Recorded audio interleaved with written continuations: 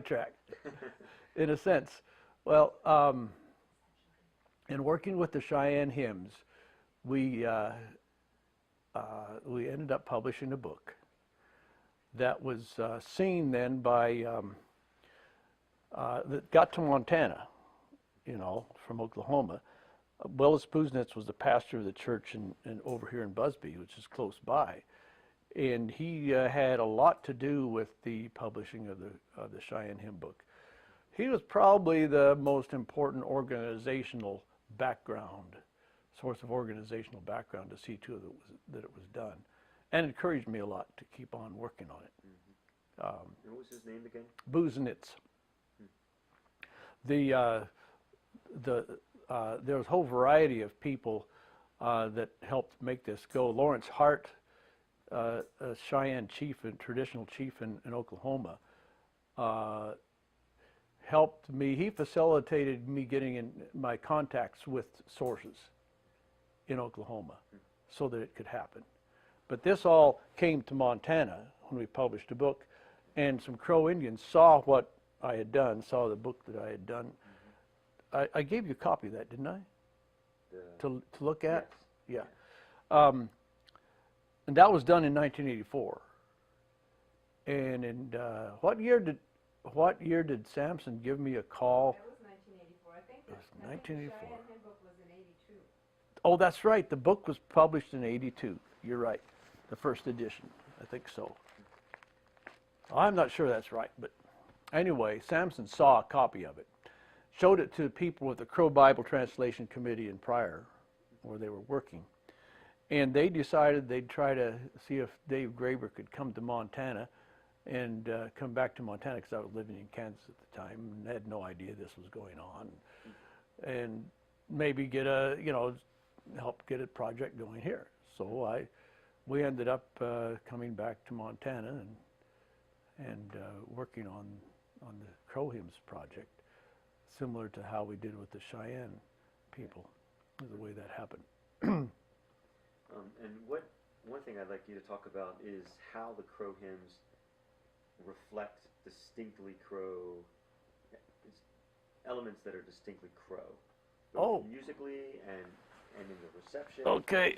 Or any other way that you can discuss. Well, the first thing to say, first of all, what's distinctly Crow is the language. And that's about all that is absolutely distinctly Crow. Now, there are some tunes that follow a distinctly Crow way of singing.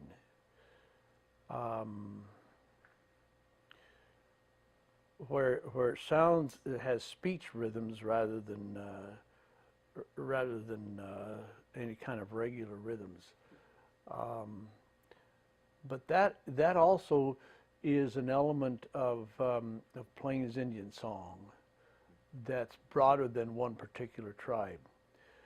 I'm trying to think of what is actually distinctly Crow, and the language would be about it. Mm-hmm.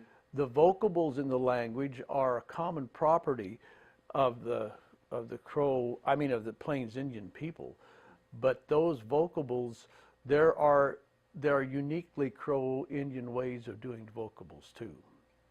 So maybe the question, I guess, also is, what makes them, I guess, non-European, or in what ways do they reflect? Well, that's a much better. That's a very good question. Let me say one thing about element of that is the use of vocables. Vocables and that's the hey lay for the hymns.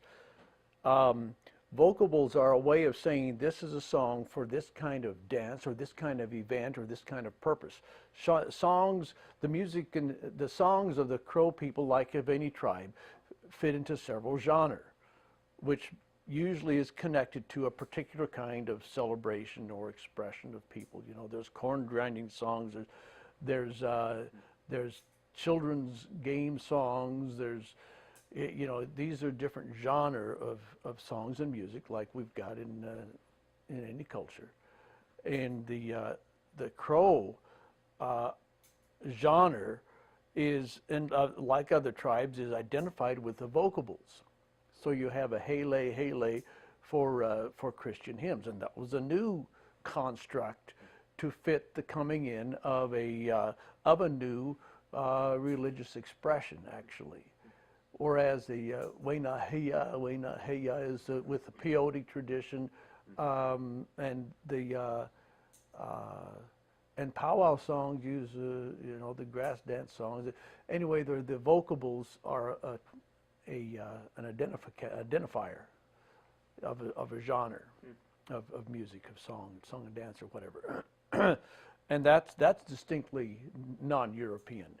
Whereas, and then those vocables themselves, it's said that the construction of the vocables is given by the creator in the way songs are given without the text. And then the meaning is communicated, but on a subliminal level, I guess one would say. And then the person then sits down with his friends and figures out, what did God want to say to us through this, and what are the words that go with this? And the person who receives the songs puts that into a text in the community or in the family to find, to express what is the spiritual content of that.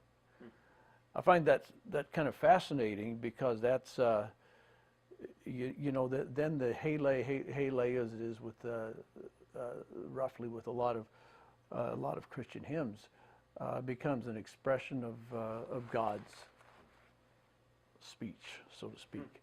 That's spiritual speech. It's holy. Even if it sounds flippant at times, it's still holy, because holiness, in the Crowan way of thinking, and in the Plains Indian way of thinking, religion is never freed from humor, or there's all kinds of feelings, teasing that go on with. How about other elements of the music itself? Music itself is important, yes. I guess I could just say this. Our European music tradition is an anomaly in the history of human music on planet Earth, because we have tied ourselves to Pythagorean math in the doctrine of proportions. Pythagoras was Pythagoras believed that all of reality can be condensed into a formula of mathematical simplicity, of proportions. And he invented Euclid geometry. He was involved in that. Geometry is a big part of this, but so is the vibrating nodes of a single string that produces a number of pitches at the same time. I didn't illustrate exactly how that works, but if you stretch a string and pluck it between 2 points, two bridges that can receive the sound, then it will also vibrate in halves as well as the whole thing. It'll vibrate in thirds. The half is an octave higher, makes an octave lower, higher pitch. The thirds makes an octave and a fifth. The fourth makes it an octave and makes it 2 octaves. The fifth makes it. Anyway, you can keep going. Those proportions go into make the diatonic scale, or the beginning of a diatonic scale, and there's a mathematical formula for determining that. And so our harmony is based on, you want to wake him up? Yeah.